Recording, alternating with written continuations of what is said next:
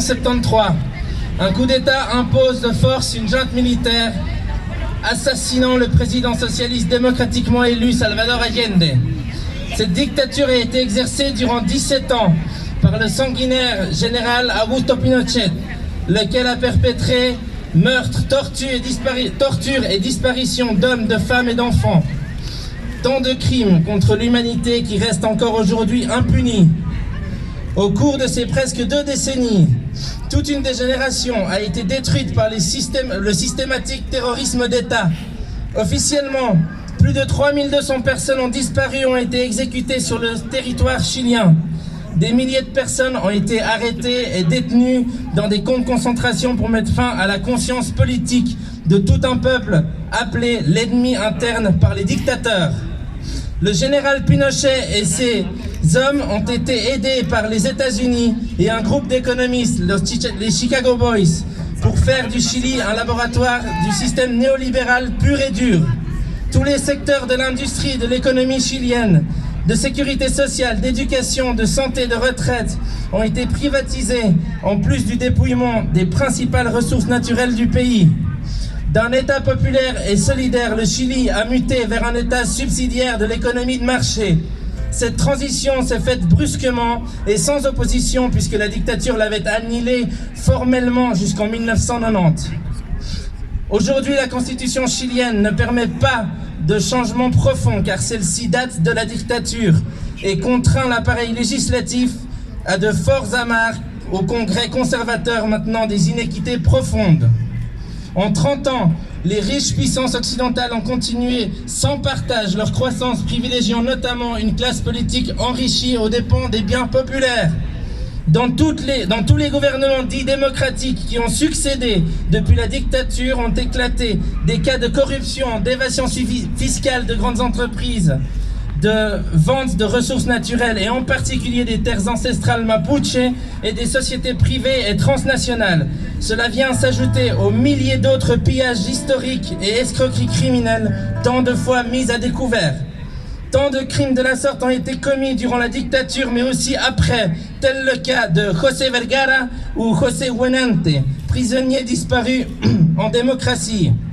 Ceci sans compter qu'à 7 minutes même, de nombreux meurtres ou graves violations continuent d'être commis sur des enfants et des aînés des communautés mapuche.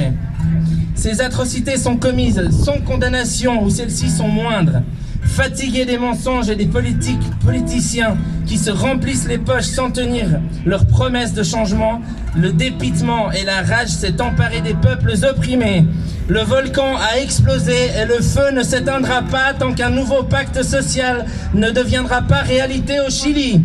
Depuis le 18 octobre dernier, les peuples sont en lutte au Chili et manifestent massivement dans les rues pour protester contre ce système ultra-capitaliste, inhumain qui instaure une profonde injustice, et ceci pas seulement au Chili.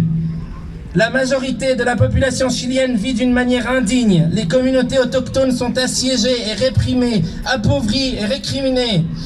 Parqué dans des dites zones rouges, ce peuple est marginalisé et ne jouit d'aucune protection sociale, pendant que de grands propriétaires terriens continuent de piller et de polluer en s'enrichissant de manière obscène.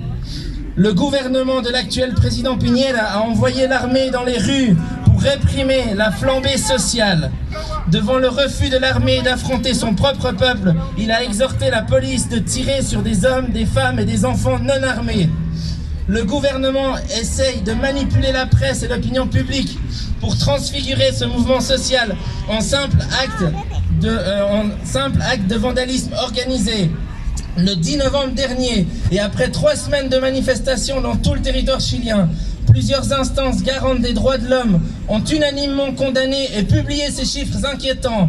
249 plaintes pénales, dont 5 pour meurtre, 52 pour des violences sexuelles adressées à des policiers, 192 allégations de torture commises par des agents de l'État.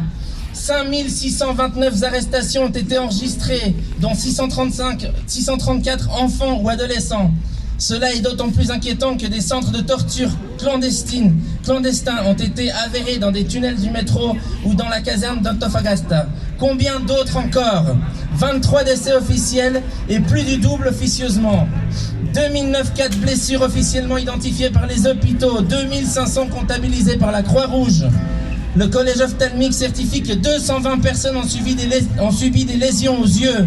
Pour ces raisons, nous, citoyens chiliens et suisses et sympathisants, exprimons notre profonde solidarité à nos frères et à nos sœurs au Chili et leur lutte contre un système néolibéral défaillant qui a déchiré le pays et l'a entraîné dans des inégalités sociales intolérables et une répression populaire inhumaine.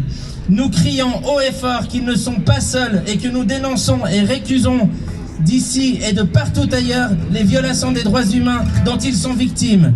Il y a 30 ans, ils nous ont dit que cela ne soit plus jamais au Chili. Ils nous ont menti. Au Chili, l'État tue et torture à nouveau des Chiliens et des Mapuches pour avoir revendiqué leur dignité. Pour une nouvelle société plus solidaire, plus respectueuse de l'être humain et de l'environnement. Pour une nouvelle constitution axée sur les droits fondamentaux de ces peuples et pour une assemblée constituante plurinationale. Viva Chile, Marichiweu!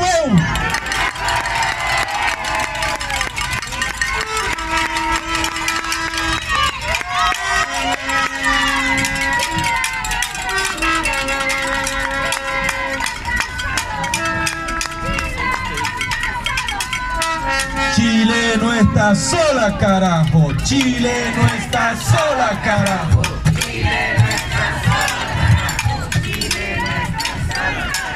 Muchas gracias, compañeras, compañeros. Merci beaucoup. On va